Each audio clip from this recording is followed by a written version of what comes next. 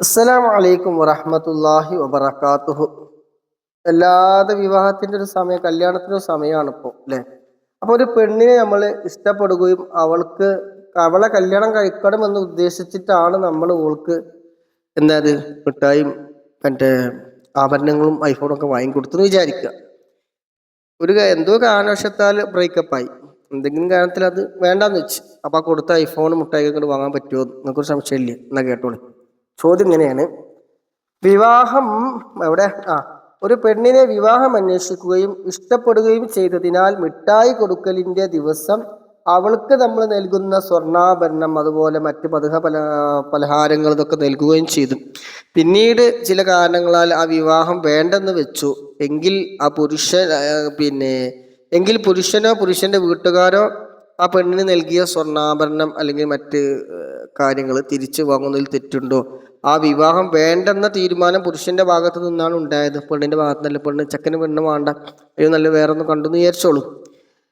വിശദീകരണം ഒരുപാട് പറയാനുണ്ട്, പക്ഷെ ഞാൻ ഒന്നും പറയുന്നില്ല. ഒറ്റവാക്കിൽ ഞങ്ങൾ പറയുകയാണ്: വിവാഹം അന്വേഷിച്ച പെണ്ണിന് സ്വർണ്ണാഭരണങ്ങളും മറ്റു സമ്മാനങ്ങളും നൽകുന്നത് ആ വിവാഹം നടക്കണം എന്ന ഉദ്ദേശത്തിലാണ് നമ്മൾ കൊടുക്കൽ. അങ്ങനെ നൽകിയ ആഭരണങ്ങളും സമ്മാനങ്ങളും വിവാഹം മുടങ്ങിയാൽ തിരിച്ചു വാങ്ങാവുന്നതാണ്.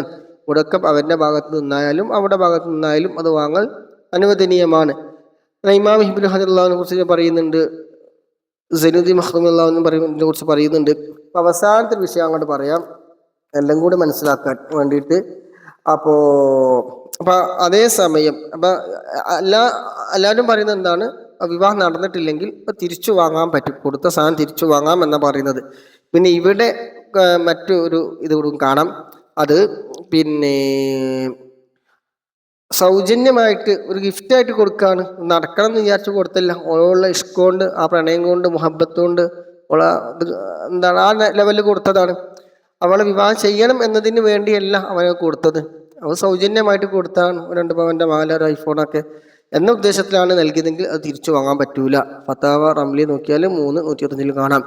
ഇൻഷാ അല്ലാഹ് ആവശ്യമുള്ളവർക്ക് ഇതിന്റെ ടെക്സ്റ്റ് ഞാൻ എൻ്റെ യൂട്യൂബിന്റെ കമന്റ് ബോക്സിൽ ഇടാം. ഇതിനെക്കുറിച്ചുള്ള പൂർണ്ണമായ വിവരം ആവശ്യമുള്ളവർ നമുക്ക് നോക്കാം ഇൻഷാ അല്ലാഹ്. അപ്പോൾ വിവാഹം ഉദ്ദേശിച്ചുകൊണ്ട് നമ്മൾ കൊടുത്തു കഴിഞ്ഞ സാധനം വിവാഹം നടത്തണം എന്ന് വിചാരിച്ച് കൊടുത്താണെങ്കിൽ എന്ത് ചെയ്യുക? നടന്നിട്ടില്ലെങ്കിൽ വാങ്ങാം. അത് സൗജന്യമായി കൊടുത്തതാണെങ്കിൽ വാങ്ങാൻ പറ്റുക എന്നർത്ഥം, ചുരുക്കി പറഞ്ഞാൽ. ഇൻഷാ അല്ലാഹ് മനസ്സിലായിട്ടുണ്ടെന്ന് വിചാരിക്കുന്നു. പരമാവധി ഷെയർ ചെയ്യുക, ലൈക്ക് ചെയ്യുക, സപ്പോർട്ട് ചെയ്യുക ഇൻഷാ അല്ലാഹ്. അസ്സലാമു അലൈക്കും വറഹ്മത്തുള്ളാഹി വബറകാതുഹു.